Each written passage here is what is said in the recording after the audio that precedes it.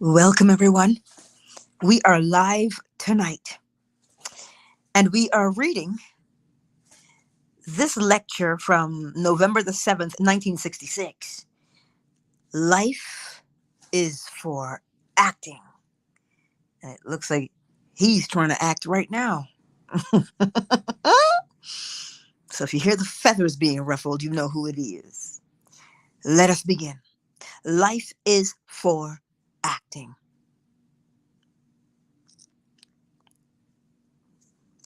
Life really is for acting. Time to act. God only acts and is existing. Hmm? God only acts and is in existing beings or men. William Blake.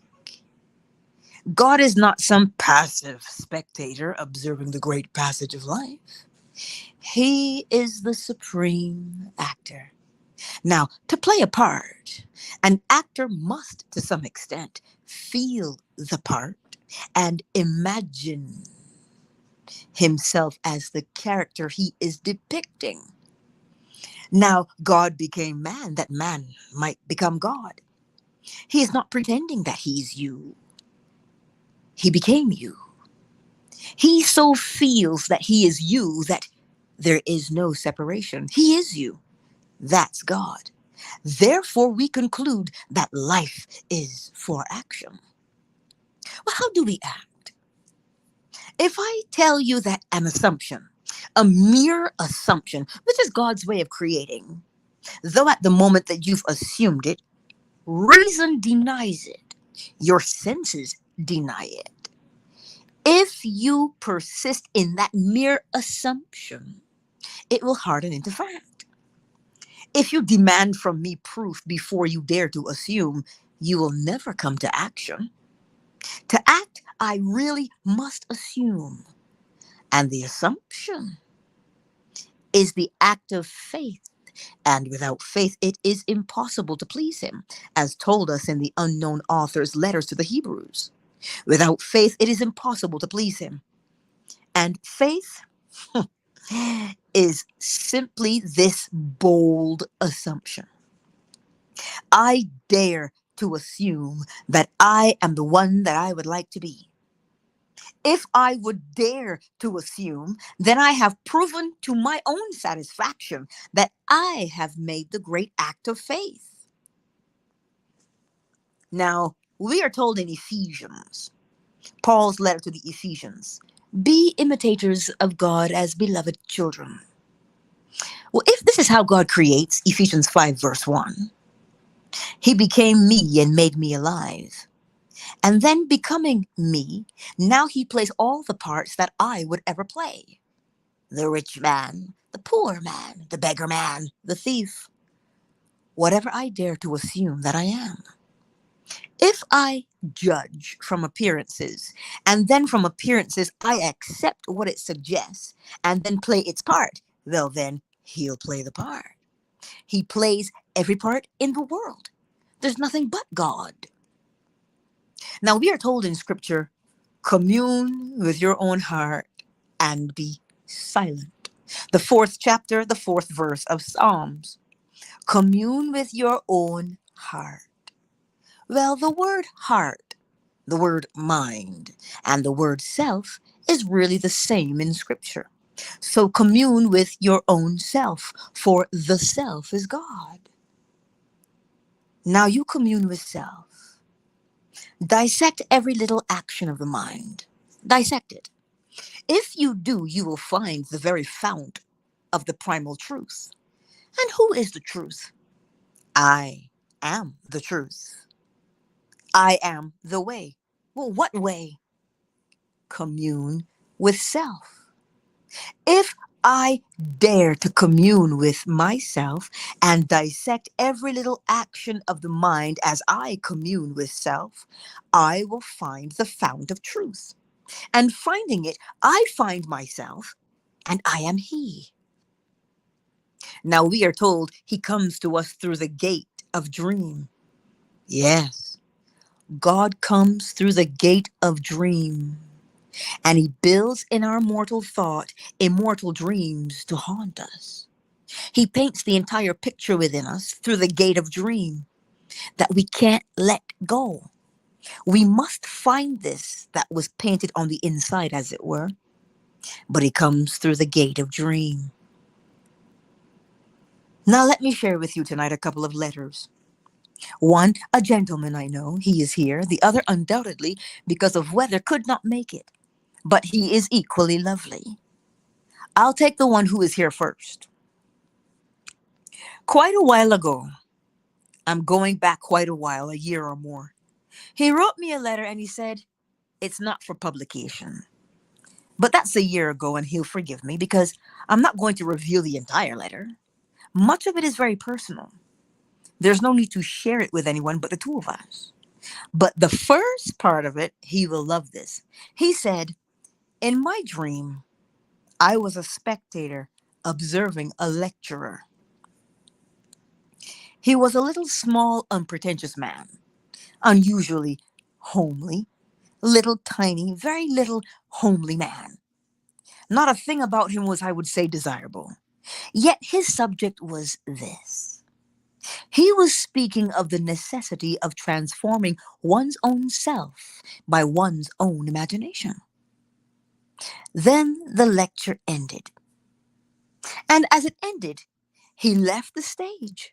And as he walked, he grew and grew in stature. And his face became completely transformed into the most incredible beauty. Then, with his head held high in pride of what he had become, he departed, and then I awoke. The Bible only recognizes one source of dreams. All dreams proceed from God. He's telling me in his experience. But who's having the experience? Would he not say to me if I asked him, I am having it? Well, his name is I Am. Here was this marvelous revelation. Here, this little tiny, almost dwarf-like creature, not a thing, save his pity for it. Yet he's talking about the necessity of transforming oneself by one's own power of imagination. And then as he departed, he grew and grew and grew in stature. And the face that was so homely became completely transformed into the most incredible beauty. But that's what I'm talking about every time I take the platform. God became man, every child born of woman, that every child born of woman may become this incredible beauty that is God. And how does he do it?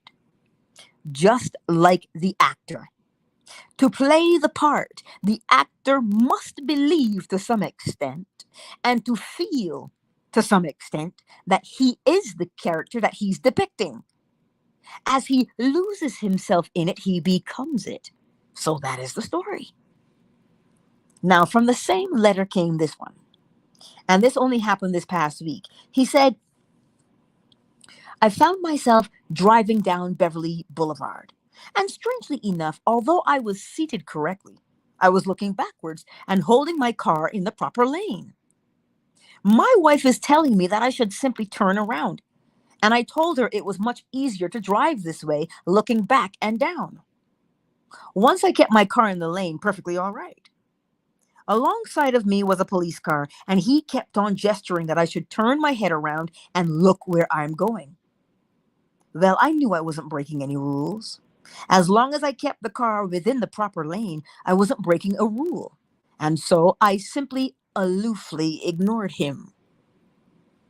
Then I found as I turned around, which I occasionally turned around at this junction, I turned. And as I looked forward, here was a crisis. I found myself on La Cienega, and I had to make a turn.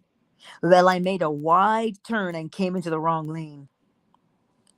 The police car drove up alongside, and then the policeman said to me, do not mind looking where you have been. Look where you are going. Do not mind looking where you have been. Look where you are going.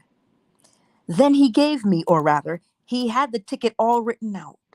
And before he could give me the ticket, I woke. So it didn't cost me a nickel, he said. Then he said, I learned a great principle from this. Sleep may bring counsel, but waking saves you money. Now, he's a very wonderful, humorous writer, a very successful writer. But even in that closing remark, he revealed to me in this: rouse thyself. Why sleepest thou, O Lord? Awake, awake, O sleeper, and arise from the dead. If I awake, yes, I realize the whole vast world is mine. And if I were hungry, then why should I tell you? I would slay and eat, for it's all mine if I awake. If I'm not awake, well then, I play the part of the rich man, the poor man, the beggar man, the thief. If I awake, I am the supreme actor playing all the parts. And so he said, I learned this principle, and the principle is sleep may bring counsel, and it does, but waking saves you money. You dwell upon it. It's a humorous tagline for the end of his letter to me. But I got so much out of this letter. Don't look back and down. Now I must bring this out. Whenever a vision breaks forth into speech, the presence of God is affirmed. As the Bible teaches in the 3rd chapter of Exodus and the 6th of Isaiah, whenever it breaks forth in speech. Well, the policeman is law. Here is the embodiment of law, secular law, yes, but law. And he's warning him not to look back where he's been, look forward to where he's going. But the voice broke forth in speech. And wherever in dream the voice breaks forth in speech, then the presence of deity is established and God is speaking to him. No matter what he has accomplished, forget it. There is infinity before him, that nothing in this world that he's ever accomplished compares to what is before him. Leave everything behind and start moving on. Now, the other chap, who undoubtedly, because of the weather, isn't here, he wrote this story. May I tell you, his hunger to have an experience of God is all-possessing. I never met anyone more hungry, more desirous of experiencing God. He's successful in his work. He's doing very well. But that hunger for God. And he said, in my dream, I found myself in the presence of friends. Strangely enough, I thought they were my brothers, but I cannot really remember that they were my brothers. But I know they were my friends. And one said to me, the silver serpent is here. The most powerful of the serpents is here. Another one said, and when he strikes suddenly. Now they take me in this house. When I went into my room, they all entered. And the one who first spoke again, and he said, the all-powerful silver serpent is in this room. Well, I started looking all over to find the serpent. I was lifting the blankets from my bed. I looked under the bed. I looked all over. Another one said to me, looking here and there, you will never find him. Then he appears, you will see him, but he will find you. He comes suddenly, but he finds you. Well, the serpent is the symbol of Christ awake. That's the symbol of Christ, the great serpent who fell, bringing with him all of us. I have been crucified with Christ. Nevertheless, I live, yet not, but Christ who lives in me. Galatians 2, verse 20. The name of God, the primary name, Yod-Heh-Vav-Heh. The verb He-Vav, he means to fall or to cause to fall, or to blow, or the one who causes the wind to blow. So here the serpent fell, taking with him all of us. It is Christ. It is God who became man, that man might become God. And here this power, the greatest power of all, he was told, is right in this room. He started looking. He's so eager to find him. When he appears, you will see him, but he will find you, as told in the end of Job. After all the trials are over, I have heard of thee with the hearing of the ear, but now my eye sees thee. Job 42, verse 5. You'll see him. Now, here we are told, but how would I go about doing this? I want to change my life. I want to become something greater, something better in my own eyes. The world reflects it. It doesn't matter what they think at the moment. If I change myself, the world is only an echo. It only responds to all that I am, and it will mirror me just like a mirror, whatever I am. I will see reflected in their behavior the man that I am. Well, how do I do it? You're told to commune with yourself upon your bed and then be silent. Psalm 4, verse 4. Commune with myself. Well, a lady gave me a book last week. You know, people seldom read a book given to them. If I read the book that I buy, I will pay a nickel for it. If I've paid 100 for the book. But when I buy a book, I read it. And I have paid $100 for, say, 3 volumes that I wouldn't even give room to after I read them. But I was hungry to find out what it contained because of the promotion behind it. There are others that I've bought only for a nickel. And what I got out of it? When she gave the book to my wife to give me, she said to my wife, I bought it at a rummage sale. I only paid a dime. Well, when I went home after the last lecture, I read the letters first. And after we had discussed, and I just talked for a while with the chap who brought me home. When he left and I closed the door and relaxed in my chair, I simply took up the book and started to thumb through it. As I turned over and started to read it, I couldn't put it down. I couldn't put it down until I finished the entire book. One of the most beautiful things I've ever read. She said she only paid a dime at a rummage sale. You know, people have a library. They don't know the value of the library. I don't mean in dollars. I mean in the actual content of books. And then a church comes by. They want something to sell at a rummage sale and they give the book.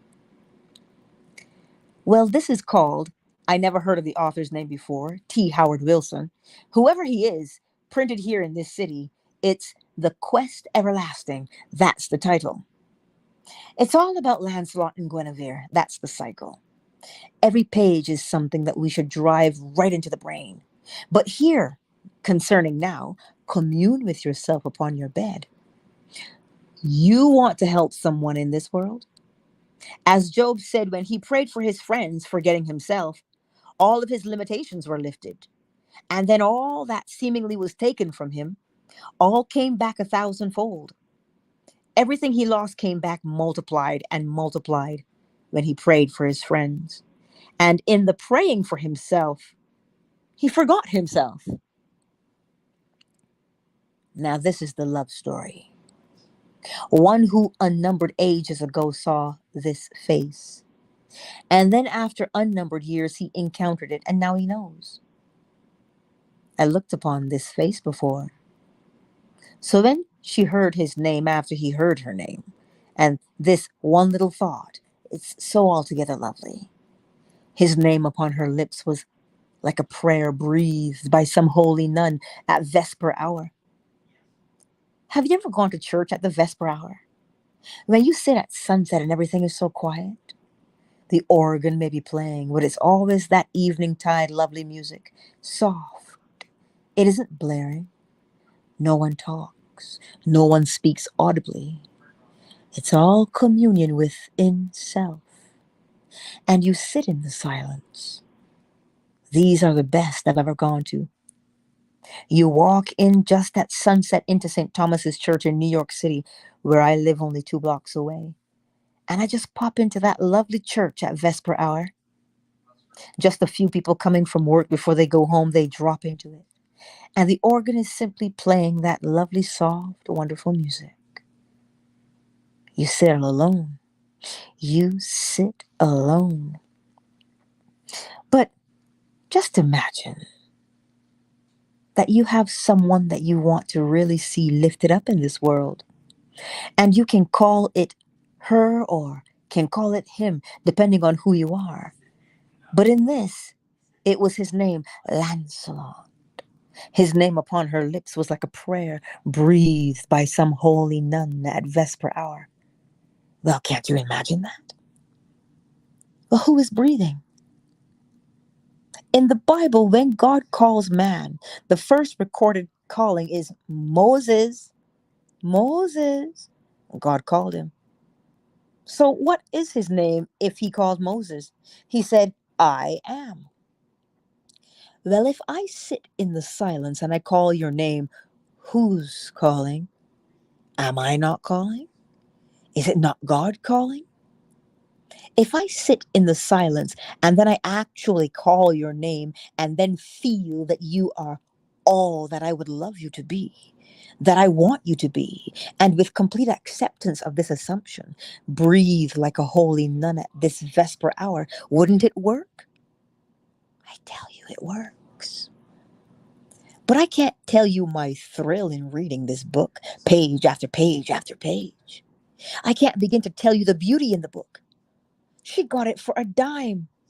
Quest Everlasting is the title. Now, if they're still in print, I don't know. It's a beautiful job, lovely printing, nice binding, but maybe no one fully appreciates it. So they'll open the book and go, silly, and throw it away. And then came the rummage sale. Get them together, give it to the church, and if they sell it for a dime, they get a dime. Luckily, she got it, and fortunately for me, she gave it to me. So here, I tell you, this is how we commune. Commune with your own self upon your own bed and be silent. To commune is simply to inwardly call the name of the one you love. Your husband, your child, your friend, anyone as you would call him. Who's calling him? Who's calling him? God is calling him. Well, are you not calling him? Well, his name is I am. As we said earlier, God is not pretending that he's man. God became man. For to play a part, the actor, the supreme actor, as all other actors must first of all, to some extent, feel the part and then imagine himself as the character he is depicting. Well, he has imagined that he is the being that is talking to you. And gradually, he actually steals through my dreams, my visions, for he comes to me through the gate of dream. And then he builds in my mortal thought immortal dreams. The immortal dreams are recorded in scripture. So he builds in my mortal thought these immortal dreams. And then when I am haunted by them and I experience these immortal dreams, I know he wakes in me. He wakes and wakes and wakes, having first built in me these immortal dreams. So I say to every one of you, it is time to act. The act is not getting out and ranting all over the world, trying to change the world. We change it from within. God only acts and is in existing beings or men. Now we are told in the 4th chapter, the 17th verse of Romans. There are many translations of this, but I like the one from the Catholic Bible. There are many, and they're all lovely in the Catholic Bible. He calls a thing that is not now seen as though it were seen, and the unseen becomes seen. He calls a thing that is not now seen as though it were seen, and the unseen becomes seen. Now, my Bible, what I call the Protestant Bible, the Revised Standard Version, he calls the thing that does not exist, and that which does not exist as he calls it comes into existence. Well, that's all right. It's lovely, but I'd rather have the other. He calls a thing that is not seen by mortal eye, and that which is not seen as he calls it becomes seen. Listen again. He calls a thing that is not seen by mortal eye, and that which is not seen as he calls it, or as he calls, it becomes seen. So you call a thing that is not seen by mortal eye, and that which is not seen as you call, it becomes seen. Hallelujah.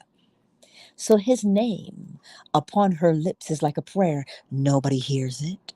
She just simply calls from within herself the name of her lover, the one she's known through the ages, and she hears that response. And to her, though she is a person come back from Macy's after a hard day's work, she's like some holy nun at that vesper hour. For that vesper hour need not be sunset in a church. It can be when you are on your bed. That's the vesper hour. That's the eventide. So Christ wakes in us. But he comes through us, through the gates of sleep first, and then upon our mortal thought, he simply paints these immortal dreams, and you and I experience them. And the immortal dream painted you. Find it right in the Bible, it's everlasting. Having painted it, it haunts us. Like my friend with the silver serpent, he's haunted by it. He's not here to hear the interpretation, but he knows it because it happened to him. So whether he hears it from me or not, it doesn't really matter. He knows now. But here in his own house and in his own room. But he can't find it by searching for it. His hunger brings it. And when he comes, he'll see him. But he will find you. You don't find him. It strikes suddenly, one said. So in his case, too, the vision broke forth in speech. And whenever vision breaks forth in speech, deity is affirmed. So hear this lovely thing. It's always time to act. So to every one of us, now is the time to act. Don't wait for tomorrow. Now.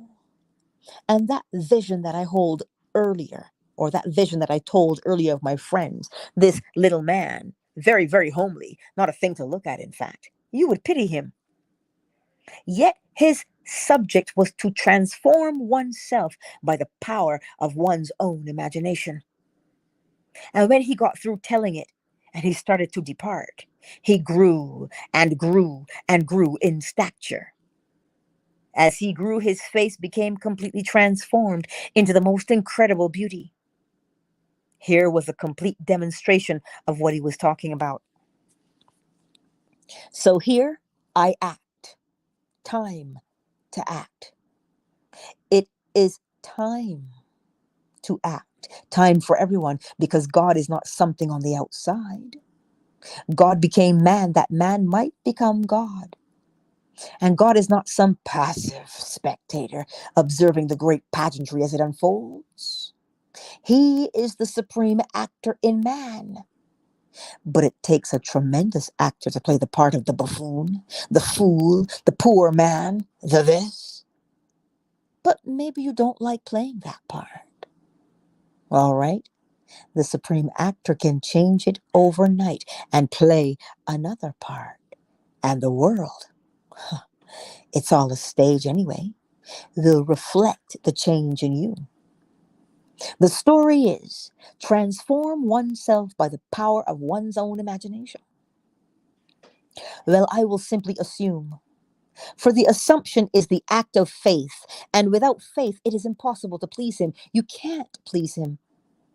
So I will simply assume that I am, and then I name it. Then I take those that I love, and then call their name, and let it be to me like some lovely breath, as I call it at this vesper hour. I tell you, well, who is calling him? I am calling him. But what's his name? I am.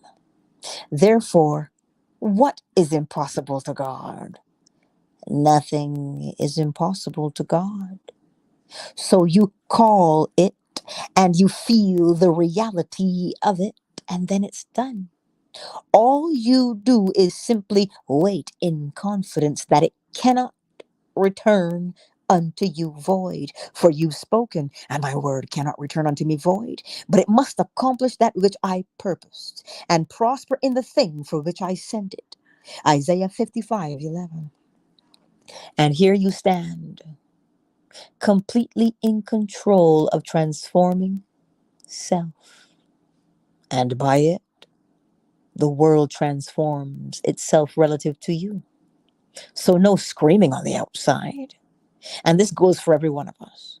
There is nothing but God is in man. Where else would you find him? He became man in the most literal sense, that man might become God. This one has questions.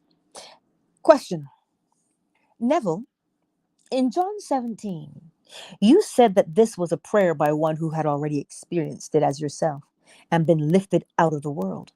Why then is he saying, glorify thou me with thine own self?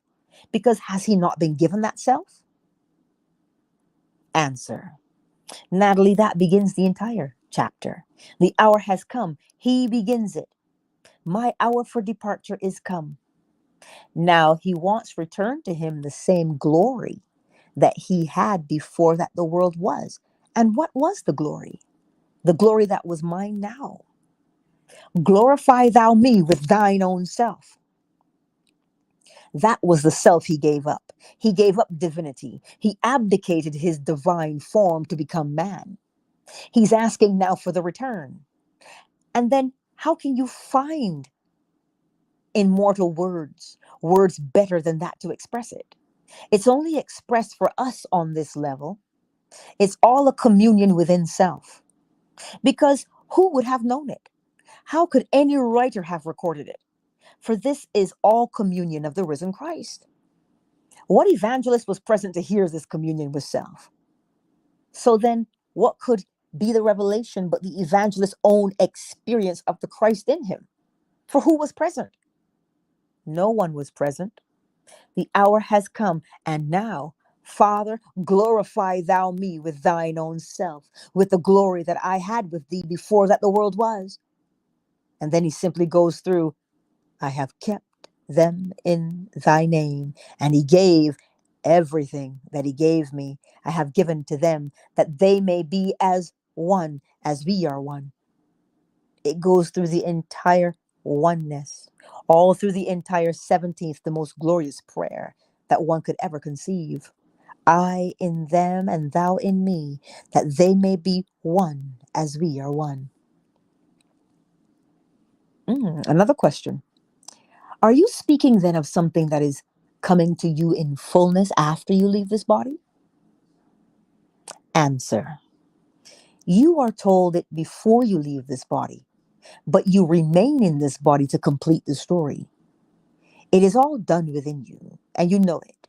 You have experienced it all. And although you hunger, as Paul said, it is my desire to depart and be with Christ. But for your sakes, it is better, the need is greater that I stay on in the body. And so he has to stay on until he tells it, and tells it till the body can't take it anymore. When the body can't take it any longer, then he has to depart. At that moment, he is one with what he was when he walked the earth as he experienced it. So God actually became us, and in each one he awakes and awakes and awakes and awakes. And then the same story. It is all within us. And it all came through that wonderful gate of dream. So I ask you for your dreams, to let me know at the moment where you are in the unfolding dream, because the dream is so important. For he comes through the gate of dream, and then he builds immortal thought, immortal images. It's all there in the mortal thought. Yes, in the mortal mind. But I am haunted. by what he's done in the immortal state. I can't rub them out. They are there forever. And when you have experienced them, then the whole thing is over and you really hope to depart. But the work isn't finished as far as telling it and telling it, so that everyone will know that he should not despair. No matter what happens in the world, don't despair. For the very one who created the whole vast universe is in you. You're not some little puppet on the outside. And this goes for every child born of woman, regardless of race, regardless of nationality, regardless of anything. But every child born of woman, God is housed in that child when he says, I am. Question. When you're on your bed in the silence and you mention this person's name, do you just say it or do you try to focus on some of their problems? Answer. No, not problems. For instance, when I call one that I love dearly and call her name because I'm separated, say, in space, or I may be 1,000 miles away, and your heart longs for the comrade, and you call, hoping in your own heart first that she's right, that everything is perfect, and then you just simply call the name. When you call the name, it's God calling the name because I am calling it. But you whisper it from within. Call the name. For in the beginning of Genesis, and he named everything, and it was named as he named it. Question. When you call, is it her name, the first name, or as you know her? Answer. By whatever. If you call her sweet, let her know what you mean by sweet. Her name may be Joan, but you call her sweet. If you call her sweet, it wouldn't make any difference because it's all something within. You know what you mean when you use a certain endearing term. I call my wife Bill. And every time I speak publicly about Bill and I went to bed, I have to stop and explain it because the association is a man. Well, she's always been to me, Bill. And so I speak of her and I call her Bill, but I rarely call her Bill. I mean, every day I have occasion to call her, and it's always either the word sweet or darling or dear. She knows what I'm talking about. These are terms that I use in calling her. Occasionally, I might call her Bill. I've never called her by the name given to her at birth, which is Willa. When others call her Willa, I don't know who they're talking about because to me, she's either Bill or she's the names that I always speak when I speak to her as dear or sweet or darling. And she knows exactly what I'm talking about. So if tonight in the silence where I separated, say, across the country 3,000 miles, and I naturally think of her, I wouldn't call her Bill. I might use the word sweet. But there are millions of things that are sweet in the world, but I don't mean many things. I mean only one. And I would know what exactly I am calling. It's all in me. For all that you behold, though it appears without, it is within, in your own imagination, of which this world of mortality is but a shadow. All objective reality is produced through imagining. The whole vast world comes out of God, and God is your own wonderful human imagination. And so I would call her and then commune, embrace her, do anything, hold her, kiss her, and then see her as I would like to see her and go to sleep. Well, God called her when I did that. Am I not calling her? What is my name? I am.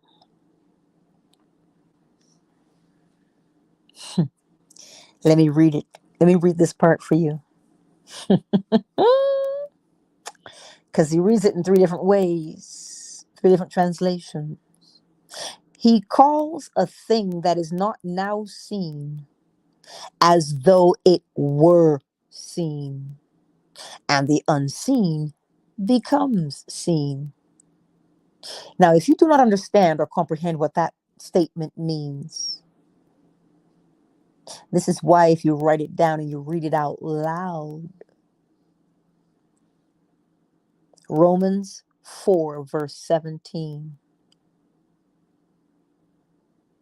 He calls a thing that is not now seen as though it were seen, and the unseen becomes seen. Here's the second translation.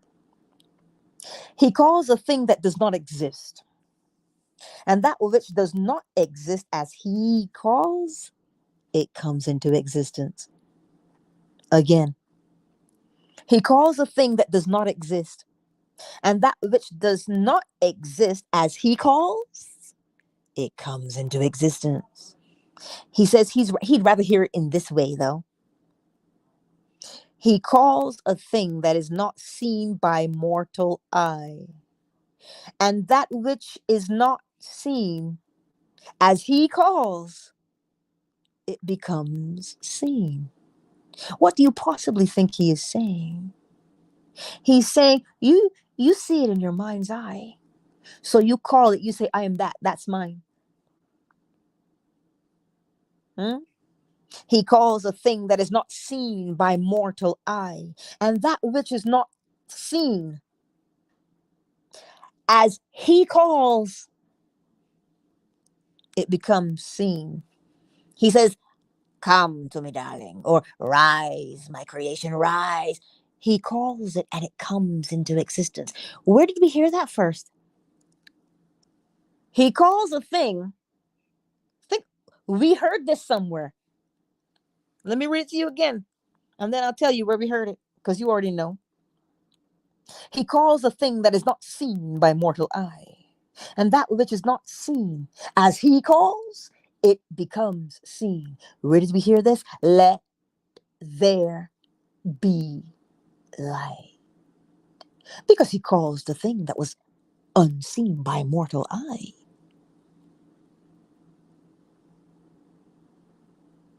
And that which is not seen, as he calls, it becomes seen. When he said, let there be light, what do you think he did? He called light into being. And it became seen. So every time you want to say something foolish, oh, I'm so this, I'm so that, you are calling it into being. Every time you say, I am wise, I am loving, I am gracious, I am compassionate, you are doing what? Calling that which is not seen by mortal eye. And that which is not seen, as you call, it becomes seen. So you think that if you whisper how stupid you are to yourself, you just called stupid. And stupid comes running and says, hey, here I am. And then you embody it.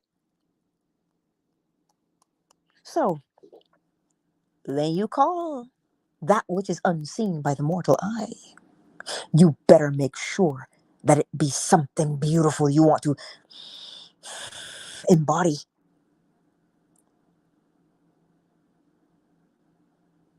So let's read it one last time. He calls a thing. Let's remove he and say I. I call a thing that is not seen by mortal eye. And that which is not seen, as I call, it becomes seen.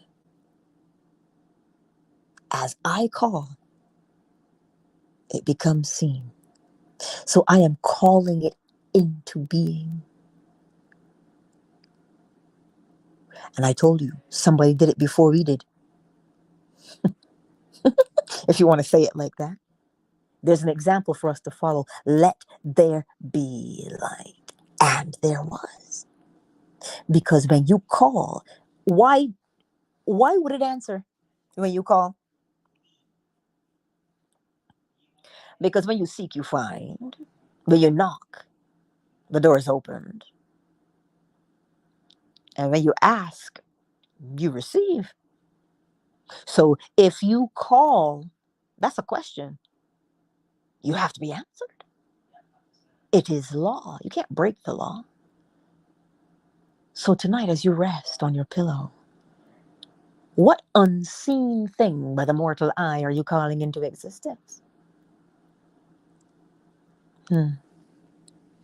Sugar Visions. Hey, Marjorie. Ron. Cyber.